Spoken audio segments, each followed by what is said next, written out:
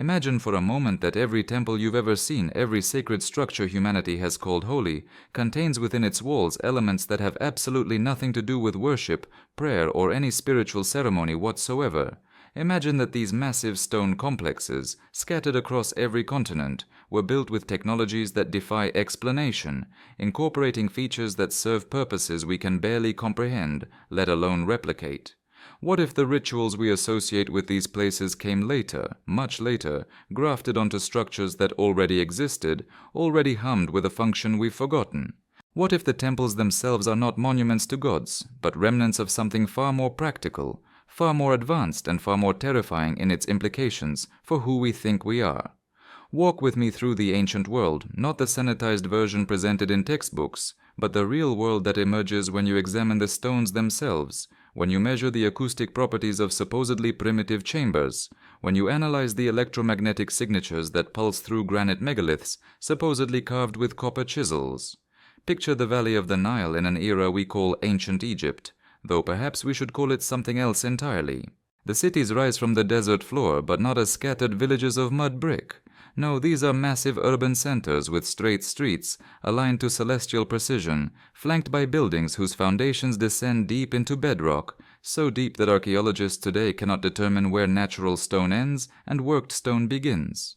The temples of Karnak, Luxor, Dendera, temples we name after gods whose worship appears suddenly in the historical record as if imported wholesale, already fully formed with complex mythologies and priesthoods that seem to have no evolutionary development, no primitive stage. Inside these structures you find chambers lined with crystalline stone, acoustically perfect spaces where a whisper carries with unnatural clarity, where certain frequencies resonate in ways that affect human physiology, that alter consciousness, that could, some researchers now suggest, have served purposes far removed from spiritual contemplation. The ceilings rise impossibly high, supported by columns so massive that modern engineers struggle to explain how they were quarried, transported, and erected with such precision that you cannot slide paper between the joints. And there, carved into walls 50 feet above ground level, you find technical diagrams, astronomical charts of such complexity that they require modern computers to verify their accuracy, depictions of what appear to be electromagnetic devices, representations of human anatomy that show knowledge of internal organs that European medicine would not discover until thousands of years later. Why would priests conducting religious ceremonies need any of this? Why would temples dedicated to rituals require underground chambers with advanced drainage systems that suggest industrial processes? Why would sacred spaces incorporate granite resonance chambers tuned to specific frequencies that, when tested today, produce measurable effects on human brain activity? The questions multiply when you examine the construction itself. The temples of Malta, officially dated to around 3600 BCE, contain megalithic stones weighing dozens of tons, fitted together with a precision that modern stonemasons admit they could not replicate without computer-guided laser cutting.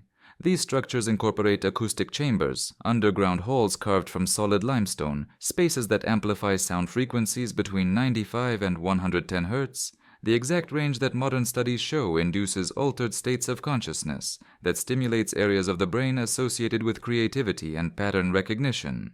The temples align to solstices and equinoxes, yes, but they also align to magnetic north with such accuracy that researchers using modern instruments find deviations of less than 1 degree. This is not accident. This is not primitive religion. This is engineering of a sophistication that implies purpose, implies function, implies a level of technical knowledge that should not exist in the Neolithic period.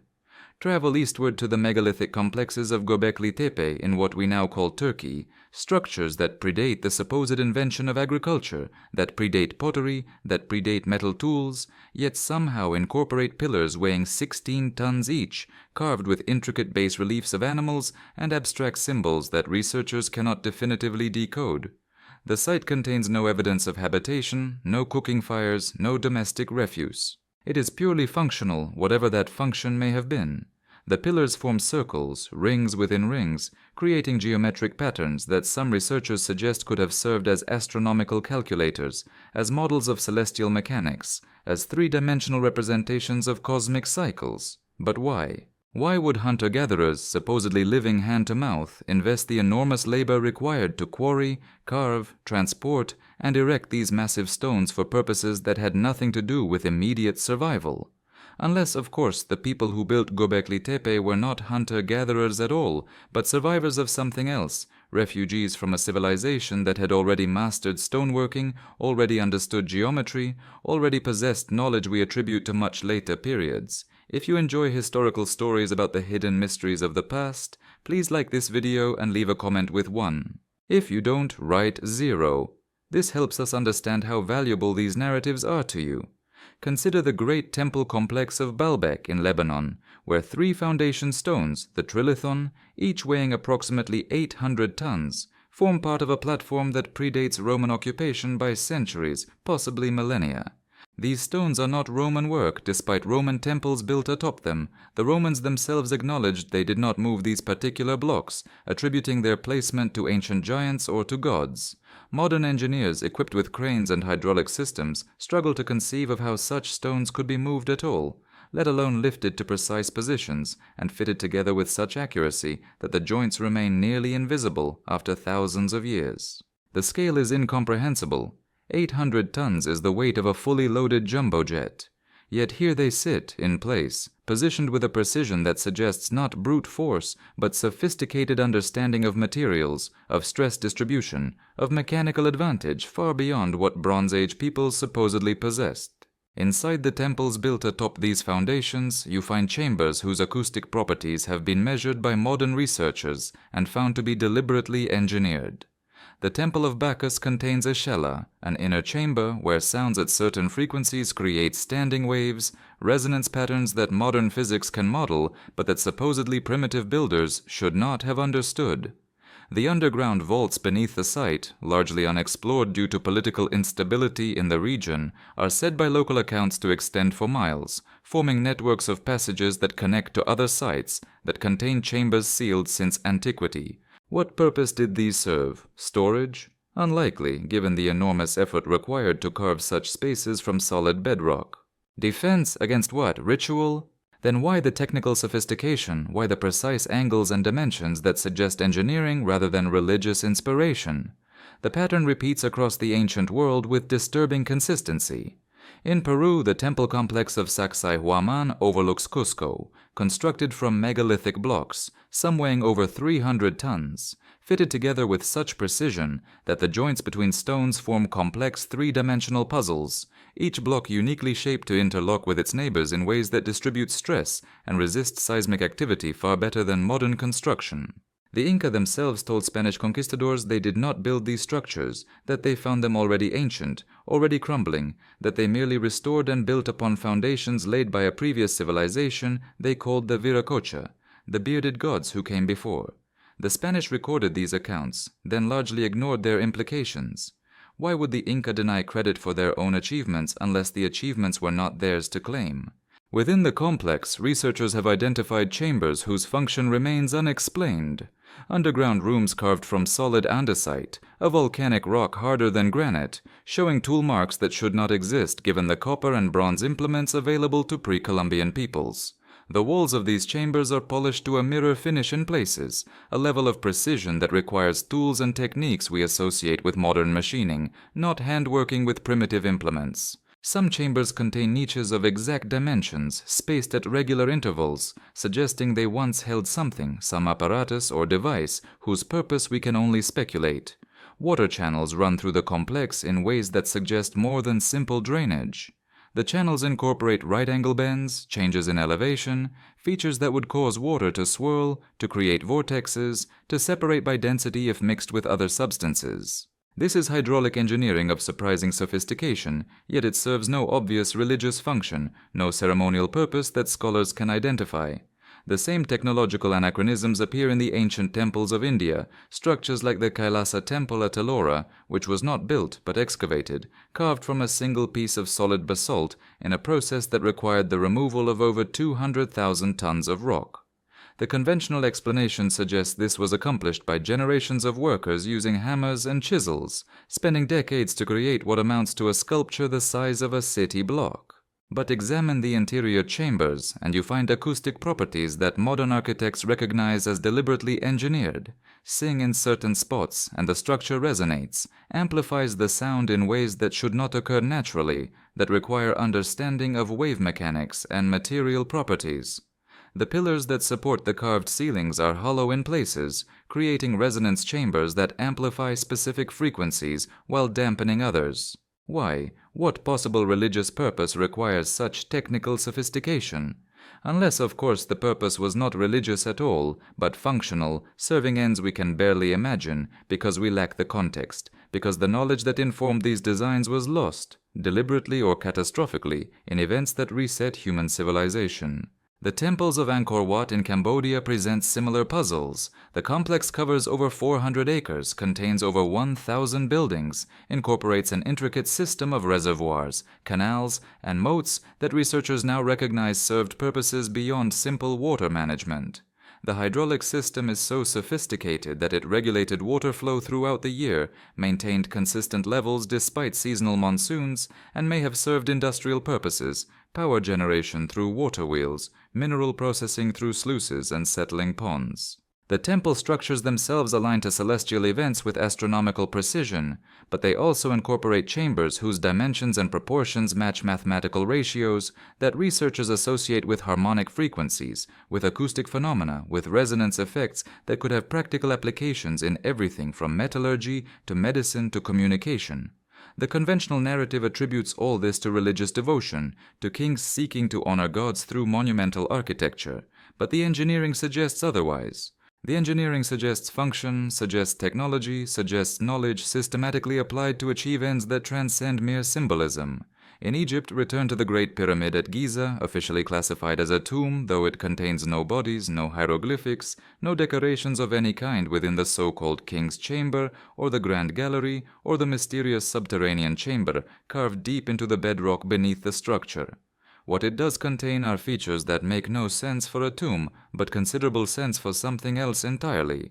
The King's Chamber is constructed from enormous granite blocks, transported from quarries over 500 miles away, fitted together with such precision that the entire chamber rings like a bell when struck, resonating at a fundamental frequency that researchers have measured and found to match frequencies used in modern ultrasound applications, in acoustic cleaning, in processes that require focused sound energy.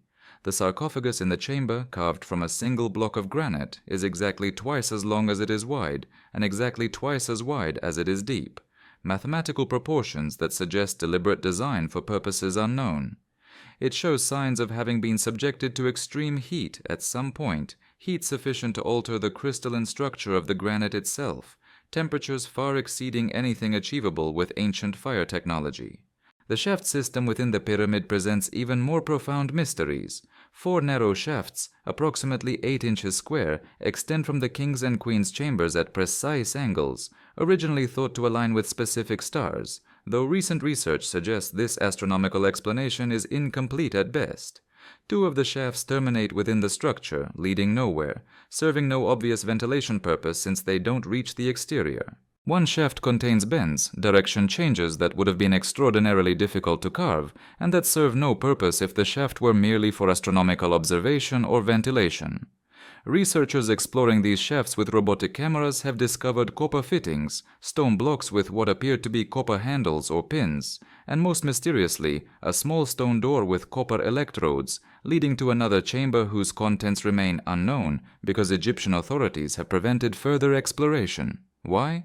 What could possibly exist within a supposedly empty tomb that requires such secrecy, such restriction of access? The acoustic properties of the Grand Gallery, the enormous ascending passage leading to the King's Chamber, have been measured by multiple research teams and found to be deliberately engineered to amplify sound in specific frequency ranges while dampening others. The corbelled walls, the precisely angled ceiling, the niches carved at regular intervals along the sides, all combine to create what modern acousticians recognize as a sophisticated resonance chamber, comparable to structures in advanced physics laboratories where researchers study wave propagation and resonance phenomena. Stand at the bottom of the gallery and speak, and your voice returns transformed, enriched with harmonics that should not naturally occur, that suggest the space was designed to generate specific acoustic effects for purposes we can only speculate about.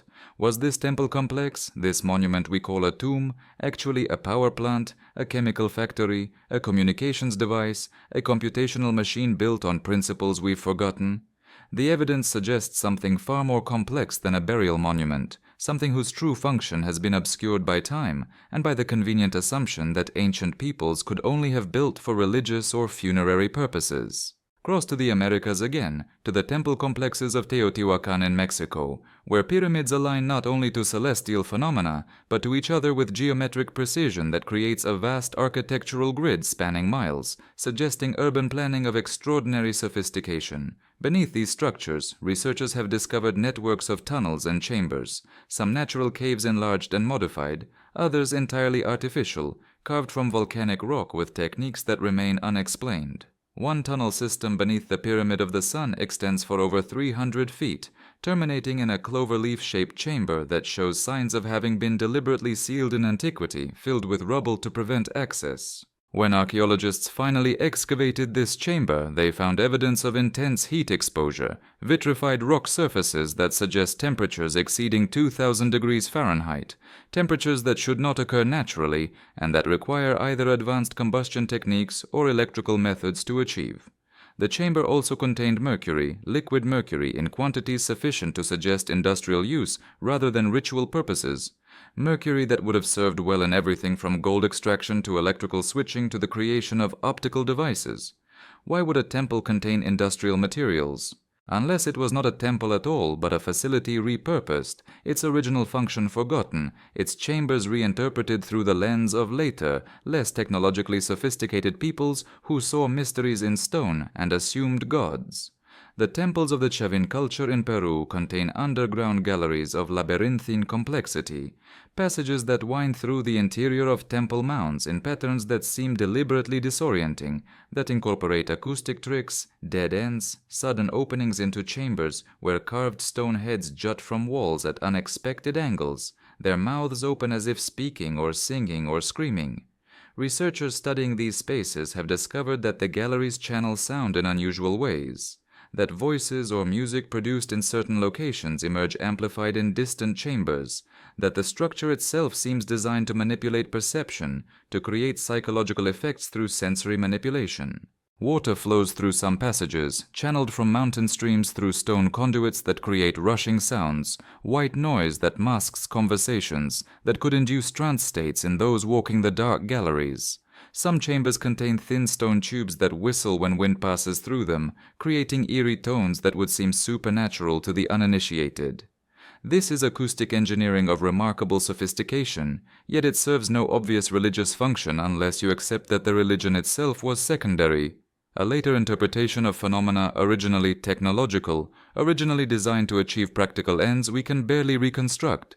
The pattern that emerges from examining these temple complexes across cultures and continents is deeply unsettling for conventional historical narratives.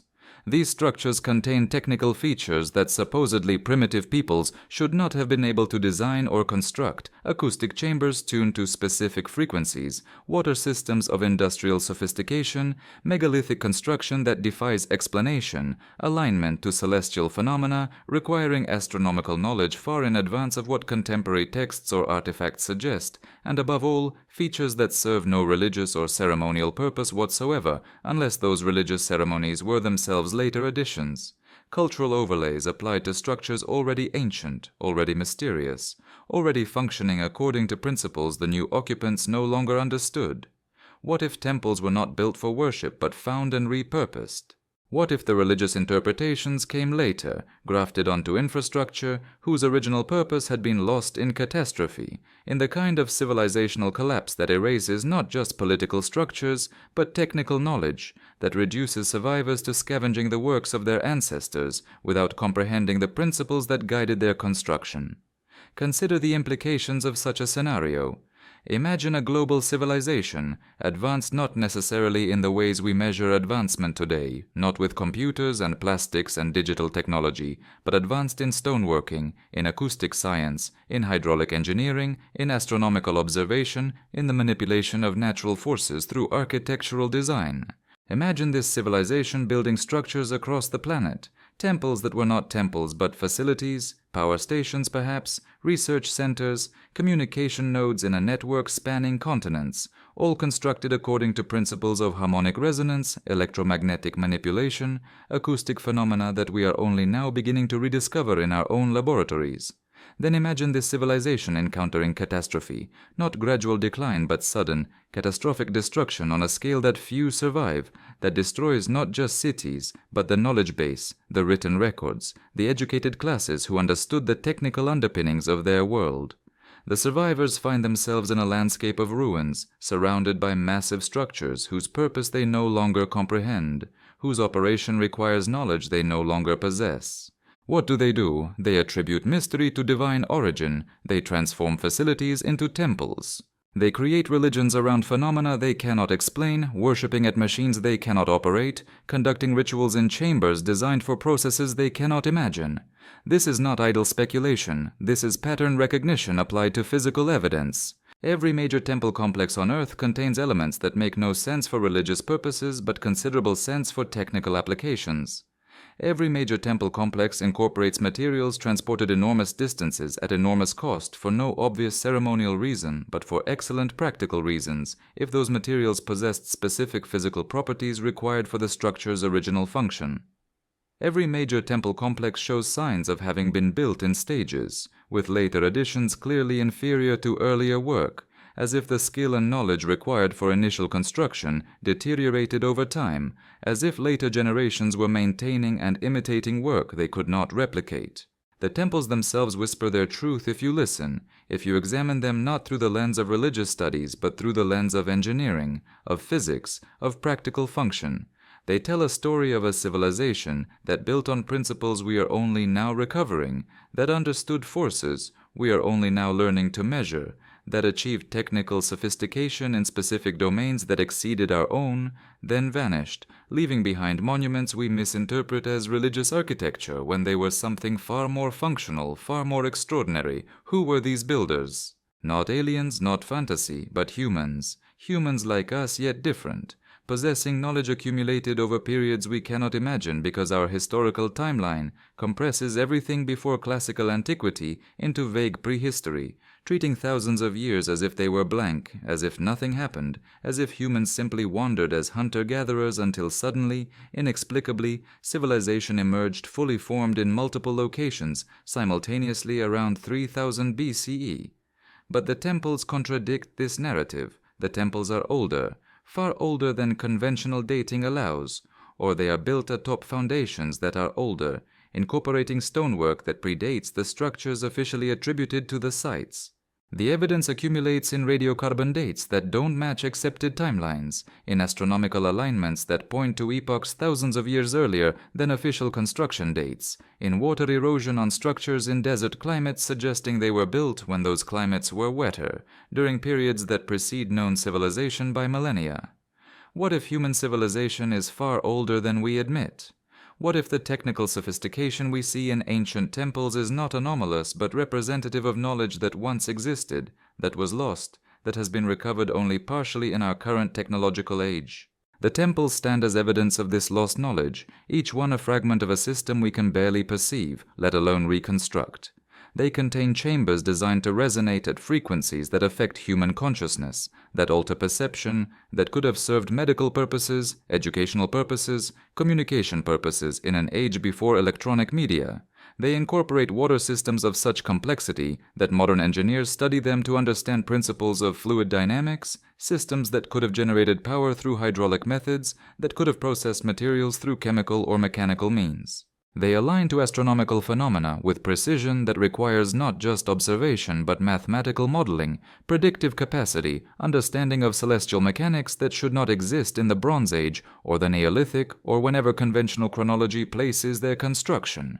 And crucially, they contain no bodies, no grave goods, no definitive evidence of religious use in their earliest phases, suggesting that the religious interpretations, the priestly functions, the ceremonial aspects all came later, overlaid on structures that already existed, that already functioned, that already stood as monuments to a technical capacity we have only recently begun to match. The conspiracy, if you can call it that, is not some secret organization suppressing truth, but rather the accumulated weight of academic consensus, the institutional inertia of archaeology and history that refuses to revise fundamental narratives even as evidence accumulates that contradicts those narratives. Universities teach that civilization began in Sumer in Egypt around 3000 BCE, that everything before that was primitive, that technical sophistication emerged gradually, linearly, from simple to complex. But the temples say otherwise.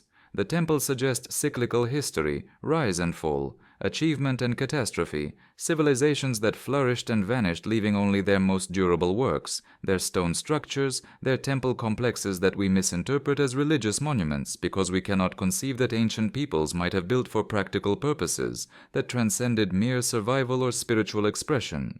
The temples suggest that we are not the first advanced civilization Earth has known, merely the latest, building on ruins we do not recognize as ruins, recovering knowledge we believe we are discovering for the first time, repeating patterns that have occurred before, perhaps many times before, in cycles of rise and fall that operate on timescales history does not acknowledge. And if this is true, if the temples truly are remnants of a previous technical civilization, then what happened to that civilization? What catastrophe could erase it so completely that only stone monuments remain, that all records vanish, that knowledge accumulated over millennia disappears in a span short enough that the survivors have no time to preserve it systematically?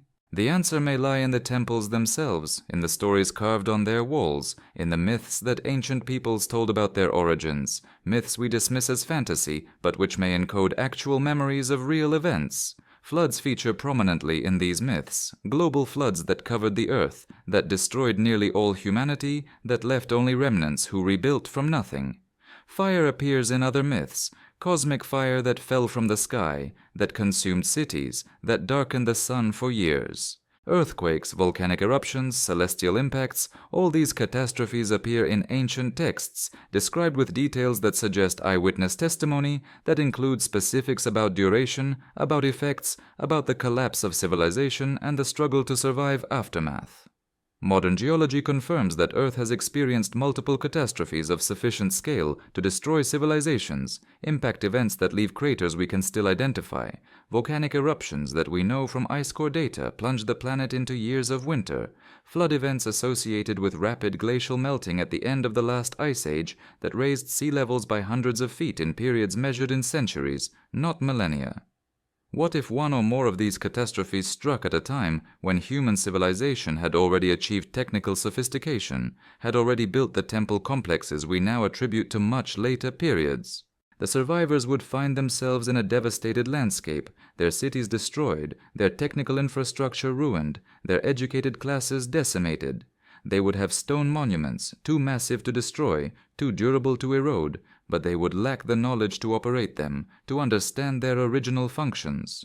Over generations, memory would fade, myth would replace history, and the survivors' descendants would look upon the works of their ancestors with awe and incomprehension, attributing them to gods or giants because surely humans could not have built such things. Then, slowly, over centuries or millennia, these descendants would rebuild, would create new civilizations, would develop new technologies, would eventually match and exceed the achievements of their ancestors.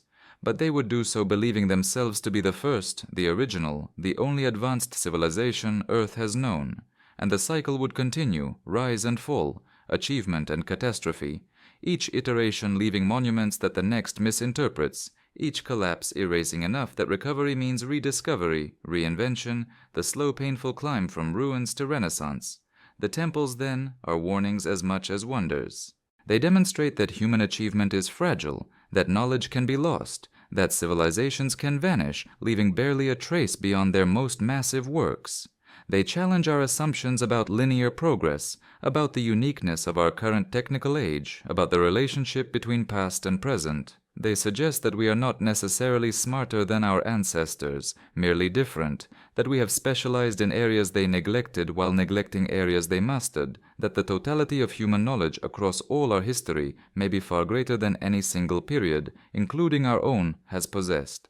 And most disturbingly, they hint that the catastrophes which destroyed previous civilizations could strike again, that we are no more immune to cosmic disaster than the builders of Göbekli Tepe or Baalbek or the Giza complex, that our own technical achievements could vanish as completely as theirs, leaving only our most massive structures to puzzle future archaeologists who will look upon our works and wonder how primitive peoples could have built such things. Walk through any major temple complex with these thoughts in mind, and the experience transforms. What seemed merely impressive becomes ominous. What seemed ancient becomes timeless. What seemed religious becomes functional. The stones themselves seem to whisper questions that academia refuses to ask, questions about who we really are, where we really come from, what we have really forgotten in the long dark centuries between the fall of the last advanced civilization and the rise of our own. The temples stand as monuments not to gods but to human capacity, human achievement, human vulnerability to forces beyond our control. They remind us that everything we build, everything we know, everything we assume about our place in history is contingent, temporary, subject to erasure by disasters we cannot predict or prevent. They stand as testament to civilizations that thought themselves eternal, that believed their knowledge secure, that assumed their works would last forever, only to vanish so completely that their descendants do not even remember they existed, do not recognize the temples as anything but religious architecture, do not see the machines in the monuments. The truth, insofar as we can reconstruct it from stones and myths and the physical evidence that survives, suggests that temples contain elements serving no ritual purpose because temples were not originally built for ritual. They were built for functions we can barely reconstruct, using knowledge we are only now recovering by civilizations that rose and fell before the historical periods we acknowledge began. The rituals came later, explanations for mysteries, ceremonies around technologies no longer understood, worship of forces that were once harnessed but are now merely invoked. The temples themselves remain, patient, waiting for humanity to remember, to recognize what they truly are, to understand that the past is not a simple progression from primitive to modern, but a cycle of rise and fall, achievement and loss, memory and forgetting. And in that understanding lies perhaps our most important task.